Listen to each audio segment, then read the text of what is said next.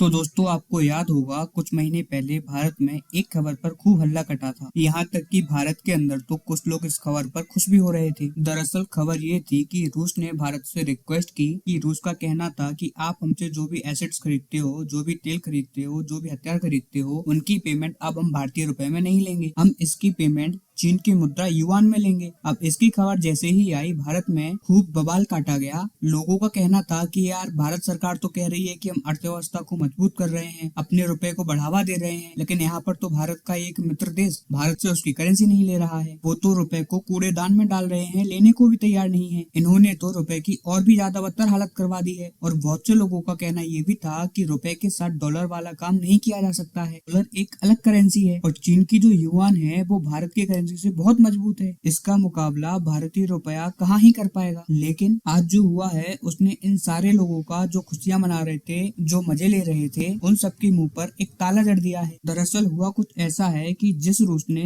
भारत से कहा था कि हम भारतीय करेंसी अब नहीं लेंगे, हमें तो अब चीन की मुद्रा युआन चाहिए, लेकिन आज उसी रूस का कहना है कि हमें और भारतीय रुपया दो, हमें चीन की मुद्रा युआन की कतई आवश्यकता नहीं है। यहाँ तक कि रूस का कहना है कि हम आपसे और व्यापार करेंगे, आप हमसे जमकर कच्चा तेल खरीदो और हमारे लिए रुपए में ही पेमेंट करो। अब आप कहेंगे कि रूस के साथ ऐसा चमत्कार कैसे हुआ, तो उसके लिए हमें कुछ समय पहले जाना पड़ेगा। जब रूस ने कहा था कि हमें भारतीय रुपया नहीं चीनी युआन चाहिए, तो उस समय हुआ क्या था कि जितना भी भारत ने व्यापार किया था उसका पेमेंट किया था रुपए में, और रूस के पास इतना रुपए रिजर्व हो गया था कि उनकी डॉलर में वैल्यू देखी जाए तो करीबन 8 बिलियन डॉलर थे। अब रूस को समझ नहीं आ रहा था कि हम 8 बिलियन डॉलर की वैल्यू के इन रुपयों का करें तो करें क्या। और यही कारण था कि रूस ने कहा था कि आप हमें पेमेंट रुपए में ना करके या तो चीनी युआन में कर दो या फिर कोई भी लोकल करेंसी में कर दो, क्योंकि अब हमारे पास रुपए को रखने के लिए स्पेस नहीं है। लेकिन भारत ने रूस को मना कर दिया था। भारत का कहना था कि आपको रुपए का ही यूज करना है ना, तो हम आपको बताएंगे कि आप रुपए का यूज कैसे कर सकते हैं। सबसे पहले तो भारत ने कहा कि आपके देश में इंजीनियरिंग गुड बहुत ज्यादा खरीदे जाते हैं, आपके देश में खनन कार्य ज्यादा होता है, ऐसे में आप हमारे देश से जो इंजीनियरिंग प्रोडक्ट हैं वो खरीदना शुरू कर दो। स्क्रीन पर आप देखिए, इसका परिणाम ये हुआ कि भारत का जो रूस का इंजीनियरिंग प्रोडक्ट का